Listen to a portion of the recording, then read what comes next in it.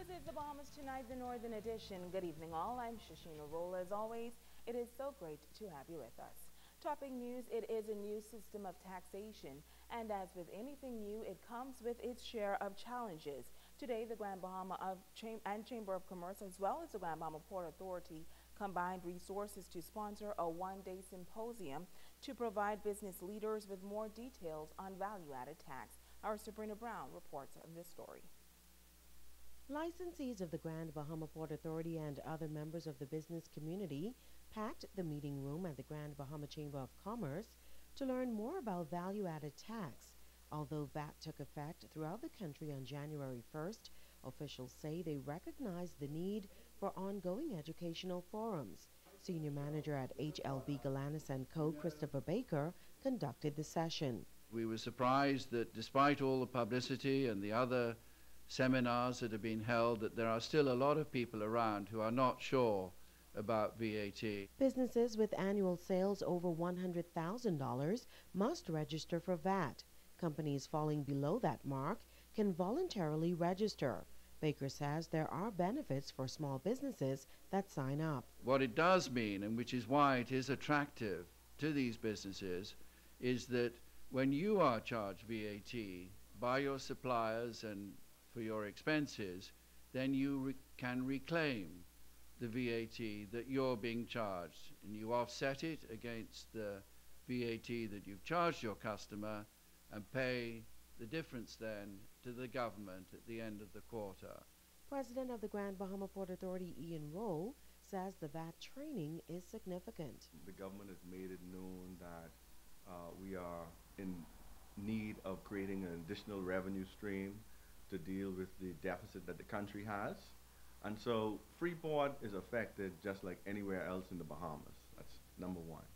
So we, the Port Authority, knowing that it will affect our licensees, thought it only wise to spearhead certain sessions to educate the licensees, to make them more aware and better prepared. President of the Grand Bahama Chamber of Commerce, Kevin Seymour, says the turnout at today's session is proof that the educational campaign on VAT must continue. We always knew that there were questions remaining out there, but certainly this is a good first step in terms of addressing those questions. I am told we're going to have some follow-up seminars and symposiums with respect to addressing the business needs. The VAT registration is a 2-year commitment, which is not optional. Sabrina Brown, ZNS Network News. Well, illegal fishing is the claim tonight. The Assistant Fisheries Superintendent says it's a vexing issue, and he is calling on the relevant authorities to stop foreign nationals from violating the law. He says it's been happening since 2009. Just this past week, Assistant Fisheries Superintendent Clement Campbell says he received a tip once again that more than 20 foreign nationals were on the fishing hole road fishing undersized crawfish and stone crabs. But that's not all. He says the large group had butter and seasoning out as well as their grill and were preparing to dine right on the spot. Because where they're fishing here, this is a no fishing zone, no fishing area. So I don't know how come this has been happening from 2009. I've been seeing this happening. And they don't seem to stop. You know, I complained to the relevant persons, but nobody seems to be doing anything about it. And even though they are moved from the spot, he says they always find their way back. Tonight, when they light the fire up to cook, see the butter over there and the plates and everything, they can cook tonight, all around, straight around this whole area. So some of this more phone calls coming again tonight. And it's ridiculous. No, I am, like blank. Campbell calls it a frustrating situation. This is the wetland area. There's supposed to be no fishing in here, period. So I don't know where this come from. All of a sudden, all these foreign people, nationals, just here catching little small grunt, small yellowtail, small snapper, small crawfish, and having this big cookout every night from 2009, 10, 11, I've been seeing this happening. And I complained to you people on TV before. And I'm sure the relevant parties saw it. And nobody take no initiative or no steps to try and change it. But it has to be fixed. It's got to be fixed because in the next 10 years, they will have this place infested with them. and no fish would be able to spawn and grow in here and go out to the main sea. He says usually these persons who fish and dine around these areas are from some of the major industrial companies. He says employers should advise their foreign workers that this is illegal. Tell them what they can do from what they cannot do. We will have this problem. Or also the government can work together with these companies to rectify the situation, because me and the police can't stop it. It's a waste of time. Despite the vigilance of the relevant authorities, he says illegal fishing by the foreign nationals is hard to police. Here's his solution to this vexing problem. No more foreign nationals fishing in the fishing hole, period. One shot. No permit, no come here, go to the restaurant, buy your fish, buy your food like everybody else. No fishing in the fishing hole, period. Whether you're at the shipyard, container port, Bahama Rock, if you're here on a work permit, working on a contract, no fishing in the fishing hole. One shot. That's the end of that. Police and immigration officers foiling an alleged human smuggling plot in the coastal area of Thurs Point. The operation going down around 3:24 this morning as a team of police and immigration officers acting on a tip converged on the bay side of Thurs Point in the area of the public cemetery. Officers spotted a suspicious vessel moored on the shoreline with several persons disembarking. The officers were able to apprehend 2 adult males, a juvenile male, and an adult female, all Haitian nationals, along with a Jamaican man. Now, the immigrants were handed over to Bahamas immigration officers for further investigation, and the vessel was seized. Police are appealing to anyone who may have any information about this incident to call 911-919 or 350-3106 or 350-3107. You can also contact your nearest police station. Police say you may do so anonymously. And 2 arraigned before the court this morning for causing grievous harm. The charges relate to a stabbing incident that occurred at a business establishment located on East Atlantic Drive early Sunday morning that left a 51-year-old man with serious injuries. 39-year-old Gladys Albert and 27-year-old McDonald Virgil appeared before Magistrate Debbie Ferguson. They pled not guilty, and the matter was set for March 18th for trial. Bail was denied, and they were remanded to Her Majesty's prison until that date. And police on the island of Bimini arresting 2 men and seizing a boat with suspected drugs. Reports say around 6:30 last evening, Bimini police, along with other law enforcement agencies, were out to sea in waters just off Bimini when they intercepted a 25-foot speedboat with 2 men on board. The officers searched the vessel and discovered 9 taped packages of suspected marijuana hidden on the boat. A 37-year-old male resident of Andros and a 35-year-old man from Grand Key were taken into custody. Police say the estimated value of the drugs is around $50,000.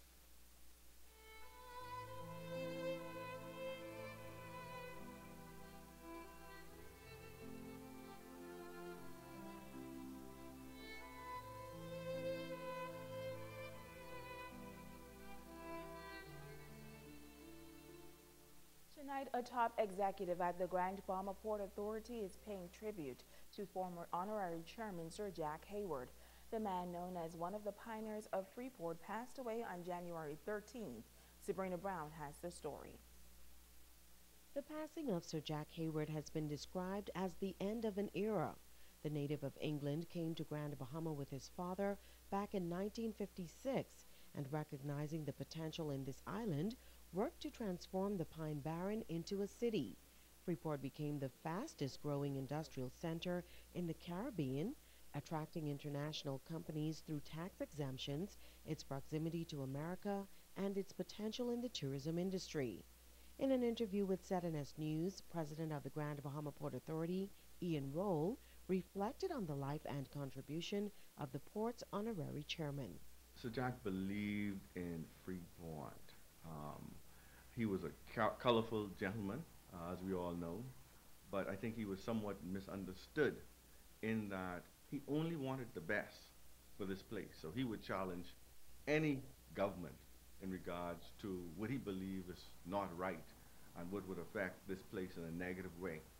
And he died doing just that. Roll says Sir Jack had a special love for Freeport and would always ensure that the city was properly maintained. We will miss him in particular because he always focused on the aesthetics of things. That was his main focus, how the city looked. He would drive through the various corners and then give me a call and say, Ian, you're not doing your job. You know, get this thing done or that done. But he was a fun guy to be around, and we will miss him. As for the future operations at the Grand Bahama Port Authority, Roll had this to say. So Jack was never involved in the day-to-day operations of the company. So the day-to-day operations of the Port Authority will continue, and like I said earlier, we have a vision plan that we want to execute, and that's the focus. Whilst Jack's funeral service will be held in his native England on February 3rd, Roll says plans are being made for a memorial service here in Grand Bahama. His family will give us the okay to release certain plans concerning the memorial in very, very short order, but this is according to Jack's wishes. Sabrina Brown, ZNS Network News.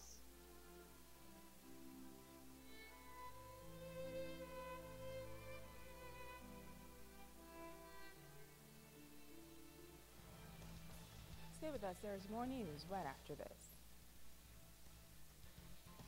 Bringing news that matters to you. You're watching the Bahamas Tonight Northern Edition. Welcome back. As the push continues by the College of the Bahamas to advance to the next level, the college will have a new group of professionals to assist them in their quest for success. Here's Joan Davis-Roll with this report. This year, our college will become a university. The Assistant Vice President for the College of the Bahamas campus on Grand Bahama, Dr. Alame Johnson Denard, with some more good news for Grand Bahama that came during a press conference called to announce another milestone for COB, the formulation of a special association. The alumni of any institution plays a very important role in the life of that institution. In fact, I see them as the persons who demonstrate how successful that educational institution has been. And certainly here in Grand Bahama, the alumni of the College of the Bahamas play a very significant role in the life of the College of the Bahamas. This is a very exciting time in the history of our college. Dr. Johnson Denard says she's excited to have the full backing of the newly formed organization. I am very pleased that this very special group of young people, all of whom attended the College of the Bahamas, have stepped forward to help support the college in its various ventures. I am also happy that this group of young people will liaise with the young people who are presently at the Northern Bahamas campus of the College of the Bahamas to help to mentor them. Many of our alumni hold high positions here in Grand Bahama, and so they have much to offer and to help to train our young Bahamians in being the best that they can be. Executives of the newly formed association say they're committed to the advancement of COV's Northern Campus. It is indeed a very exciting time and historic moment for our entire college community. Over the past few weeks, many proud alumni of COB who are currently living in Grand Bahama have come together to help begin the process of establishing a strong and vibrant association in our nation's second most populated island. Through Dr. Denard's leadership and support, the administration of COB have fully endorsed this effort. There's a great opportunity to get involved and to network, to meet other alumni of the associations, and also to give back to the community. The College of the Bahamas has given birth to some of the greatest minds here in Grand Bahama, and it's a wonderful opportunity to get to know everyone. Joan Davis-Roll, ZNS Network News. In other news, this is National Tourism Week, and today the Ministry of Tourism on Grand Bahama paused to say thank you to a group of former frontline workers who have labored to make the industry a success. As Megan Shepard tells us, the 70-plus tourism ambassadors were applauded for being a good example in the business of tourism. The Ministry of Tourism honoring 70 men and women who have contributed to the foundation and building of the tourism sector here on Grand Bahama. General Manager of the ministry says, as National Tourism Week draws to a close, it is only fitting to honor and to celebrate those who have helped to make the tourism industry what it is today. We have with us all of the forerunners and the pioneers in our tourism industry who really made tourism what it is today on Grand Bahama Island. We have some 70 persons who have turned up, and we are here just to celebrate their contributions in recognition of Tourism Awareness Week throughout the islands of the Bahamas. Today's theme, a trip down memory lane. One of the honorees, Teresita Kemp, says working for the Ministry of Tourism was an experience she won't forget. She says she would do it all over again if possible, even though the industry itself is slightly different now. When I was there, it was like hands-on. Today we have the computers and to help us with our work and all like that. Manual in the 70s, we used to write everything down and memorize everything and really enjoy doing it too. It was a pleasure. Retired taxi drivers Ernest Ambrister and Dennis Preacher Hall recall the early days while working in West End. Well, we came from so far, and I don't know how to explain it. Because in West End in the days when we got our taxi plate in 1961 and a former union in 63. So therefore, we had to leave West End and come to Freeport to make a living. It was wonderful though. We enjoyed it. A few of us fought very hard to get where we are today. I love to meet people. I love to talk to people. And I have guests who used to come here in Freeport, call me before they reach. Preacher, I'm coming over. Be to the airport to meet me. I say, I'm right here waiting on you. And I enjoy being a taxi driver, and I appreciate today. I'm still around amongst you beautiful young folks in Freeport. Kelly Burrows served in the food and beverage department for 40 years, and he too notes of the change in the industry over the years. My time in the area was, in those days, was about service, which to my chagrin today, what I see is happening now today, you know, it will spin your head because service has gone completely, as far as I'm concerned, out the door to compare with my time in the business. And so, you know, I hope that it will come back somehow. The honorees were treated to a special luncheon and say they are pleased to get their flowers while they are still here. Megan Shepard, ZNS Network News. An employee of the Grand Lucayan among the finalists in the hunt for the Ministry of Tourism's prestigious Cacique Award. This nominee in the Employee of the Year category is grateful for the recognition and has a bit of advice for others in the industry. Italia Hall fills us in.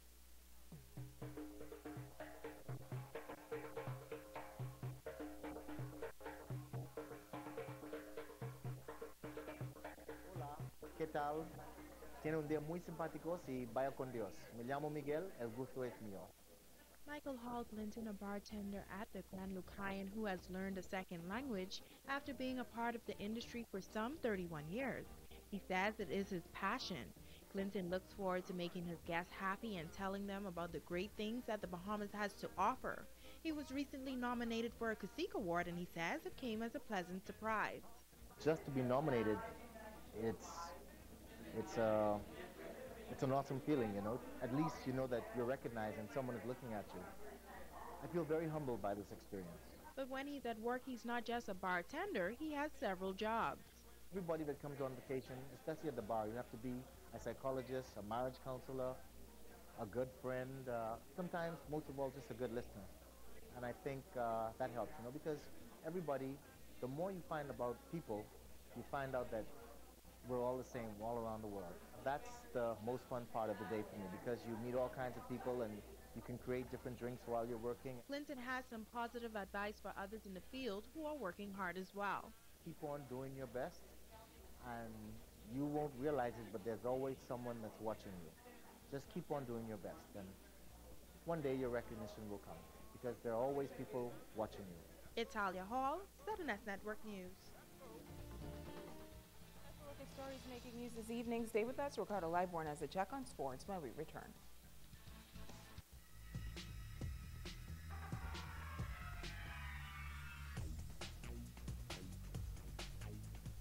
everybody. It's Sports Time. I'm Ricardo Lightborn, and Hilma Martin is celebrating tonight. Folks, you know her. She's 25 years young. That's Dawn Martin and also Niecy's mom. Congratulations, Mom. Still got it, girl. Famed John Crow Jones, folks, is the talk of the Atlantic 10 Conference in terms of basketball play. The George Washington Colonials power forward posted her 6th straight double-double. And the win, and guess what? 22 points in the paint and 17 boards, 9 of 14 from the floor. 4 for 4 from the charity stripe as she recorded, helping a 83-56 win over, you got it, folks, a pretty good team as well. Now, let me tell you that they played Duquesne, and she also had her 15th straight game in terms of this, and as far as John Crowell is concerned.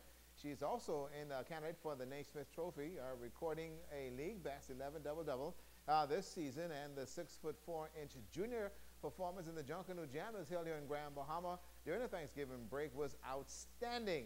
And yes, there is much more to come from this young lady who we cheered for like we were crazy when she was here. Well, let me tell you that also we have from school sports, the Grand Bahama Nico Grant Anita Doherty Primary School League is underway. And I can tell you that Freeport Primary girls defeated Lewis Yard 12-8. Sunline held up Hugh Campbell 6-4. Walter Parker over Holmes Rock 23-9. Tabernacle boys over Hugh Campbell 3-2. Holmes Rock defeated Martintown 10-6. And BMES with a 4-2 win as well over Walter Parker. Freeport Primary also looking pretty good. They got closed out by Walter Parker as well. There has also been some high school basketball play in the Derek Nesbitt OB Wolscombe League. Tabernacle Junior Girls defeated the BMES Warriors 19-17. Tabernacle Senior Girls 12 and BMES 9. St. George's got by LeCanada National 12-6. In the junior boys side of things, Sunline down Bishop Michael Eldon 17-15. And Tabernacle Blast at Egmont Rock 34-6. St. Paul's over Grambling Academy 23-11. And Sister Mary Patricia Russell over Jack Hayward get the score 15-12. Jack Hayward under 17 boys defeated Mary Starr 14-9.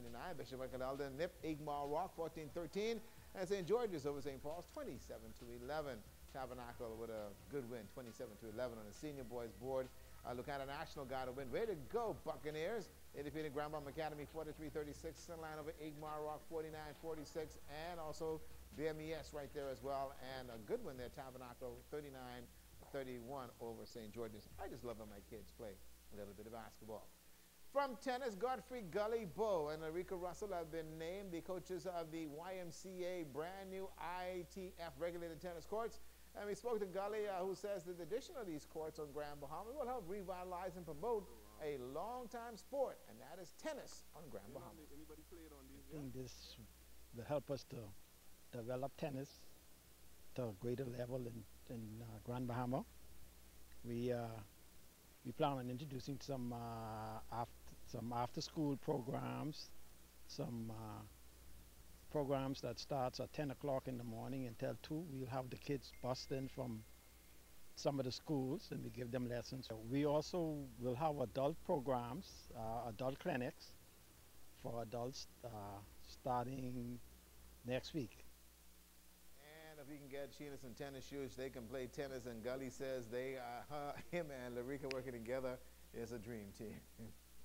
They couldn't pick a better partner for me, or Larika for me, or me for Larika. I think we are a good couple to work. We work together pretty well, so we will probably do very well. Well, let me tell you, they got some classes for students and adults. Yes, adults, Sheena. Yes, adults. Buy a pair of tennis shoes, and also they're getting ready for the Subway Tennis Classic set for February 20th.